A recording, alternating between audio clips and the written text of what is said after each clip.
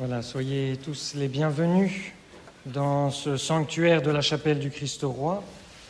C'est un beau sanctuaire que nous devons au travail de M. l'abbé Guépin, que la mariée a connu, qui a transformé ce hangar, ce lieu qui était un hangar, il y a une quinzaine d'années.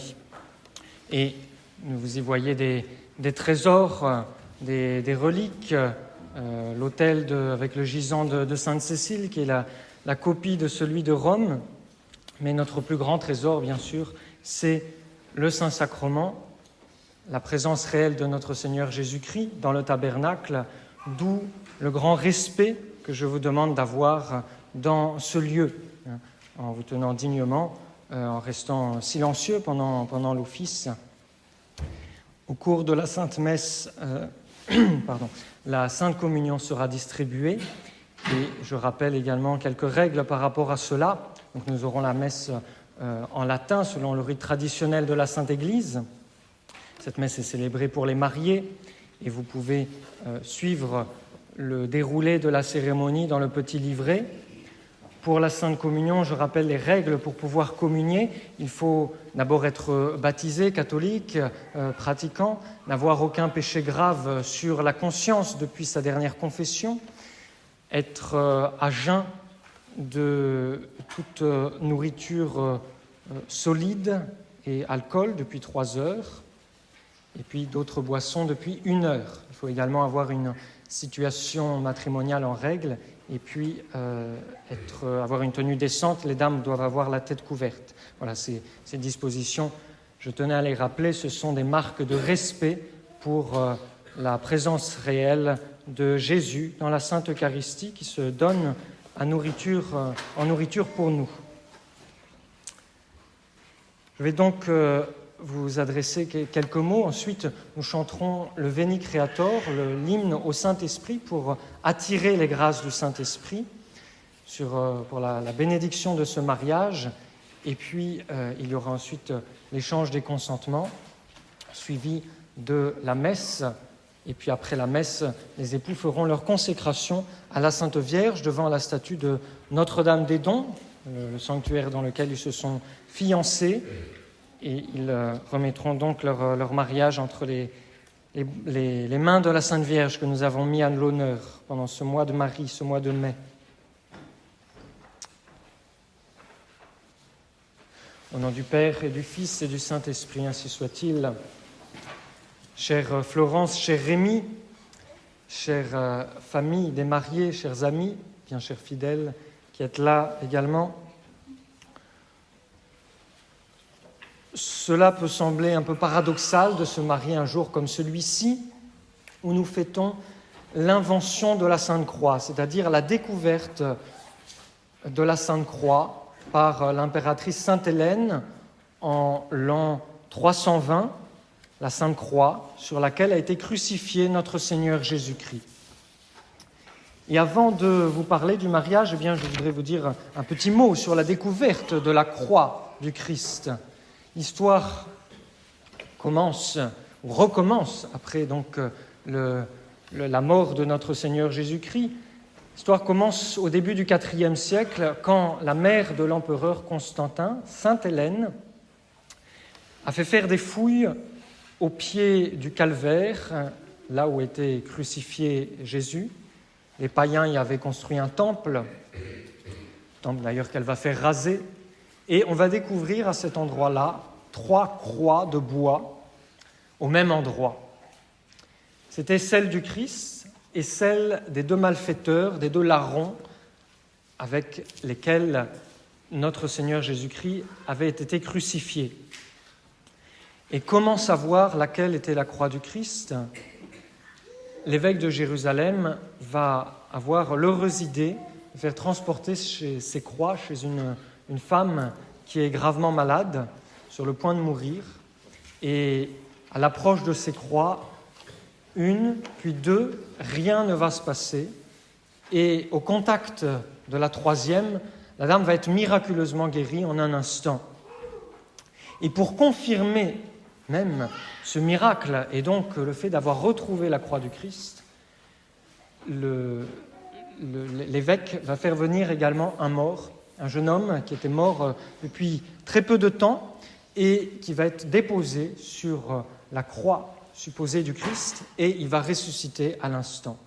Voilà donc un nouveau miracle qui confirme à la fois que c'est bien le morceau de bois historique sur lequel a été crucifié le Christ et en plus la puissance miraculeuse de ce morceau de bois, de la Sainte Croix. Sainte Hélène va faire bâtir sur ce lieu une magnifique église, l'église Sainte-Croix de Jérusalem, et puis elle va envoyer une grosse partie de la croix à son fils, l'empereur Constantin, qui lui-même en a donné une petite parcelle à l'évêque Saint-Verte, évêque d'Orléans. Il va recueillir cette parcelle et nous avons la grâce d'avoir cette relique de la Sainte Croix dans un beau reliquaire qui se trouve au fond de la chapelle que nous avons exposé. Vous pourrez le voir à la fin de la messe. C'est devant ce reliquaire que vous signerez vos registres de mariage. Voilà. Et à partir de ce jour-là, l'empereur Constantin a fait une loi pour défendre que désormais on fit subir à qui que ce soit le supplice de la croix. Donc interdiction de crucifier. Et la croix, qui jusque-là avait été pour les hommes un sujet d'opprobre, de mépris, est devenue un élément de gloire, de vénération, sur lequel repose tout le christianisme et sur lequel même repose le sacrement de mariage. C'est ce que nous allons voir maintenant. Vous savez, il y a beaucoup de miracles dus à l'intervention de la vraie croix. Beaucoup, beaucoup. La croix, cependant, ça évoque la mortification, le renoncement, la pénitence, la mort. Et ça peut sembler un petit peu contradictoire d'en parler un jour de joie comme aujourd'hui. Et l'Église elle-même a fait une fête en l'honneur de la croix pour glorifier, pour exalter la croix du Christ. Et c'est cette messe que nous allons chanter après la cérémonie de mariage, en rajoutant les oraisons de la messe de mariage. La croix est donc un signe de victoire, parce que la grande vérité qui se cache derrière cette fête, c'est la suivante. Depuis que le Christ est mort sur la croix, il y a 2000 ans, dans des souffrances inimaginables, c'est par la croix que nous avons la vie. Non pas la vie humaine, ça vous savez comment nous l'avons, mais la vie surnaturelle de la grâce que tous les chrétiens pratiquants, les catholiques pratiquants, portent dans leur cœur et la vie éternelle que nous obtiendrons au ciel. Et c'est cette vie qui nous vient par la croix, elle nous est donnée selon la parole du Christ. Si quelqu'un veut être mon disciple, qu'il renonce à lui-même, qu'il prenne sa croix et qu'il me suive. Donc la croix est au centre de la religion catholique. La messe, d'abord, c'est le renouvellement du sacrifice de la croix. Tous nos sacrements nous donnent des aides spéciales pour vivre chrétiennement et ils tirent leur efficacité de la croix, du mystère de la croix. Sur la croix, Jésus-Christ a mérité, c'est-à-dire a gagné pour nous ces aides nécessaires pour bien vivre et pour obtenir le ciel, parce que nous ne sommes pas faits pour rester sur la terre. Et tous les sacrements nous donnent une aide spéciale pour autre chose que rester sur la terre, pour aller au ciel, y compris le sacrement de mariage. Vous allez me dire, mais le sacrement de mariage, c'est pour passer une heureuse vie de marié sur la terre. C'est avant tout pour se sanctifier, pour aller au ciel. Et tous les sacrements viennent de la croix, y compris le mariage. Sur la croix, le Christ a eu son cœur transpercé, alors qu'il était déjà mort, transpercé par la lance d'un soldat qui voulait s'assurer qu'il était bien mort. C'est un fait historique. Et de ce sacré cœur du Christ a jailli du sang et de l'eau, nous le savons. Et ce sang et cette eau représentent tout l'amour du Christ qui se donne entièrement pour l'Église, qui donne sa vie pour l'Église, pour les âmes, pour sauver nos âmes, pour les conduire au ciel. Et ainsi, la doctrine du mariage, c'est que le mari doit aimer sa femme comme le Christ a aimé l'Église, en donnant sa vie pour elle, même s'il ne meurt pas physiquement, il est tout à elle. Et la femme doit aimer, respecter, obéir à son mari, comme l'Église l'a fait envers le Christ. Ce sacrement est grand parce qu'il est à l'image de l'union du Christ et de l'Église sur la croix. Revenons justement à la croix. Vous connaissez peut-être cette histoire qui commence à se répandre pas mal chez les catholiques maintenant, et avec Internet, ça se répand encore plus. C'est un récit qui date des années 90. Je pense que les choses ont bien changé depuis. C'est dans un village de Bosnie-Herzégovine. Parmi les 13 000 fidèles de ce village, il n'y a pas un seul divorce. Et de mémoire d'homme, il n'y a pas eu une seule séparation dans cette ville. Est-ce qu'il existe quelque chose de magique contre le démon de la division en Bosnie ?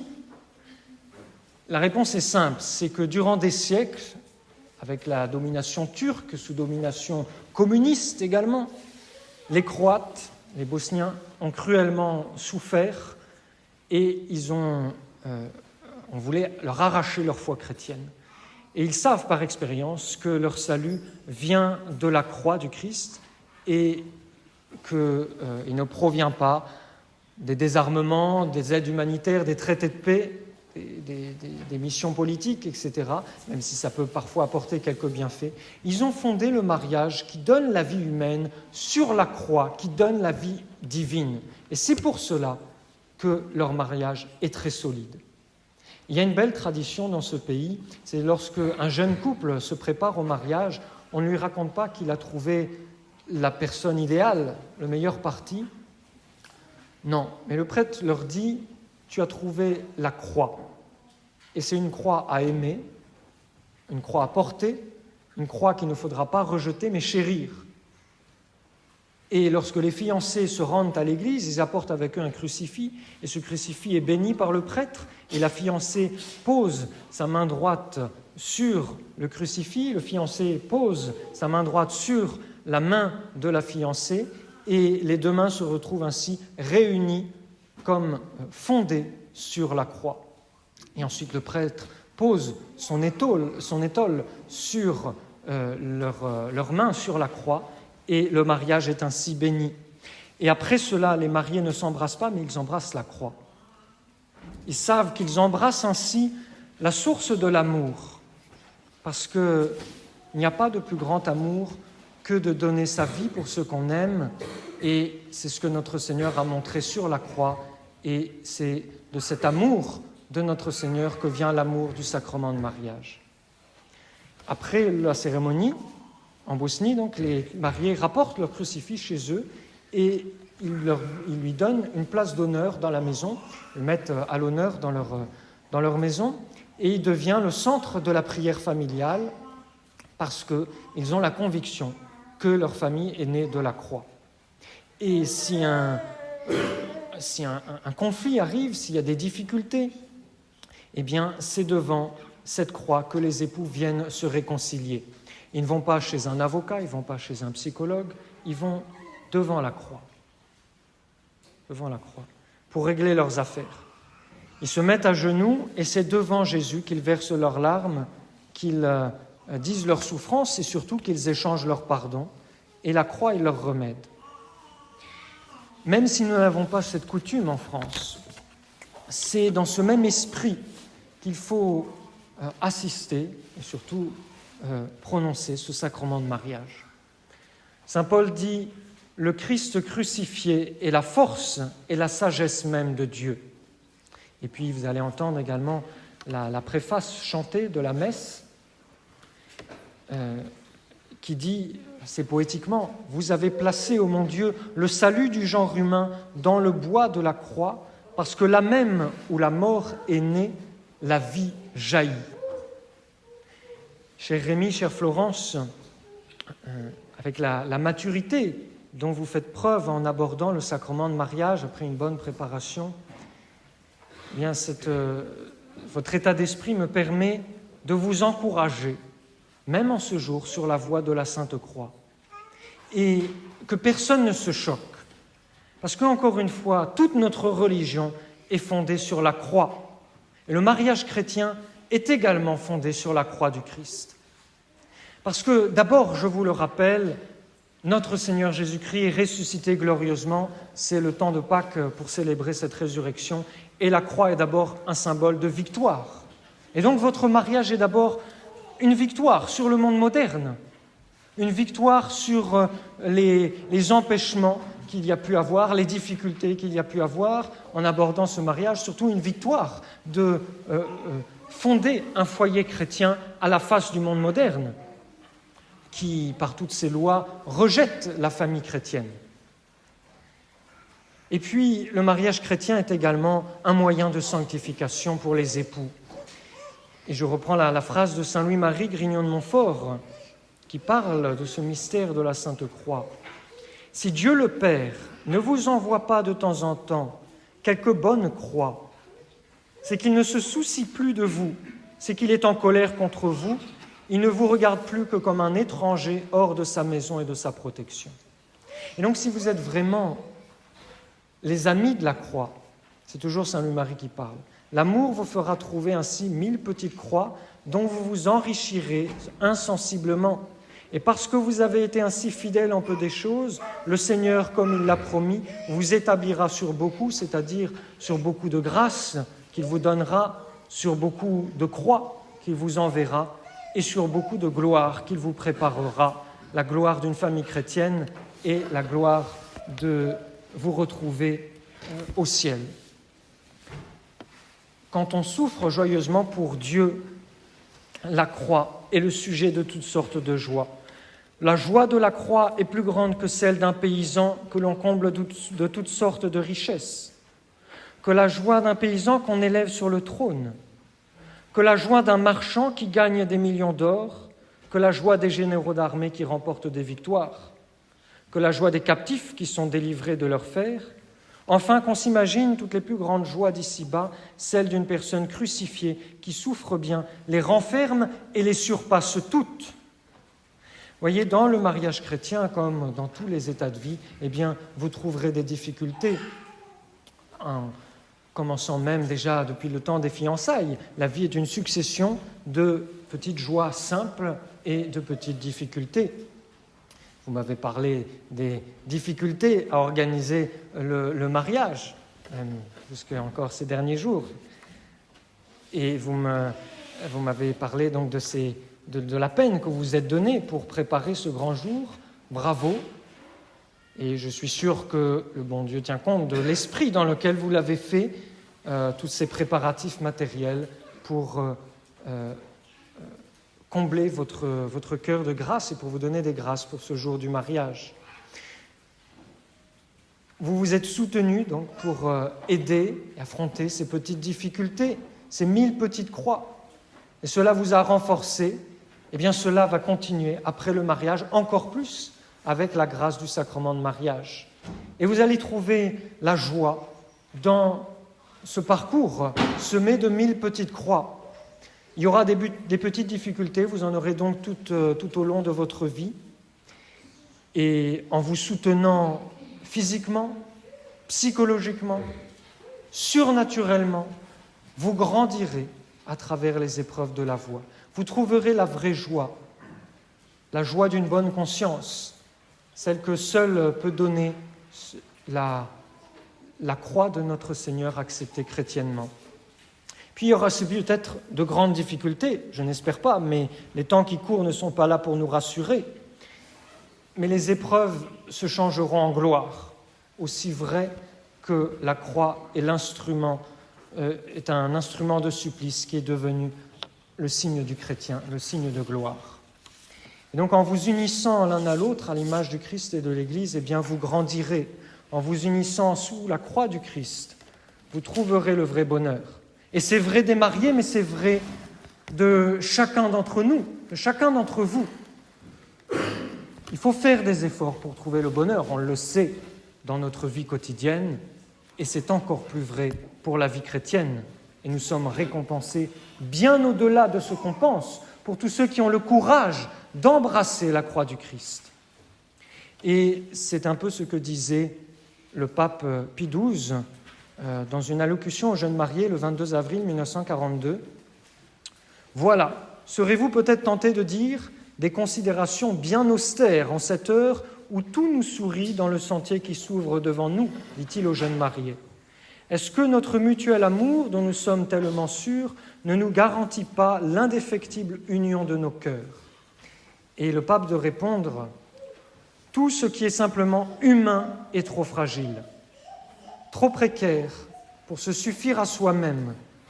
C'est votre fidélité au commandement de Dieu qui assurera l'inviolable fermeté de votre amour et de votre joie parmi les vicissitudes de la vie. Parce que, encore une fois, le Christ a prouvé son amour en obéissant au commandement de son Père, en obéissant jusqu'à la mort et la mort de la croix. Et pour Notre-Dame, qui était au pied de la croix, assistant au supplice de son Fils, la plus grande douleur s'est changée en la plus grande joie, en retrouvant son Fils ressuscité 2 jours après. Et ainsi, par votre mariage, sur la croix du Christ, sous la protection de Notre-Dame, eh bien, votre mariage sera un mariage heureux sur terre qui vous conduira à la félicité éternelle. C'est la grâce que je vous souhaite à vous et à tous les enfants que vous pourrez avoir, au nom du Père et du Fils et du Saint-Esprit. Ainsi soit-il.